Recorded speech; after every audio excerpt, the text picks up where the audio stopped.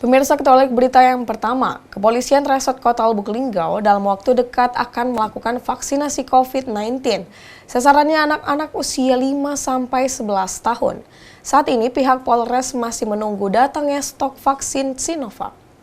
Setelah melakukan vaksinasi COVID-19 bagi kalangan pelajar maupun masyarakat umum, kini Polres Lubuk Linggau akan melakukan vaksinasi COVID-19 dengan sasaran anak-anak dengan usia 5-11 tahun. Dilakukannya vaksinasi 19 bagi anak-anak ini sesuai dengan keputusan pemerintah melalui Kementerian Kesehatan yang sudah memperbolehkan vaksinasi bagi anak-anak. Dan ini pun sudah disetujui BPOM maupun Badan Kesehatan Dunia atau WHO. Kapolres Lubuk Linggau, AKBP Nuryono mengatakan, terkait vaksinasi anak usia 5-11 tahun, pihaknya saat ini masih menunggu terbukanya aplikasi vaksinasi dan stok vaksin khusus anak-anak, yakni vaksin jenis Sinovac.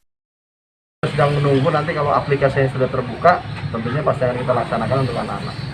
Cuma sampai sekarang aplikasi untuk pikirnya belum terbuka, jadi kami juga tetap menyampaikan pada masyarakat ya. Nanti apabila sudah siap, tentunya segera kita akan lakukan penyuntikan untuk anak-anak kita yang usia 5-. Sejauh ini dalam pelaksanaan vaksinasi cukup disambut antusias, di mana secara keseluruhan warga Lubuk Linggau yang sudah mencapai 110.000 atau 62%.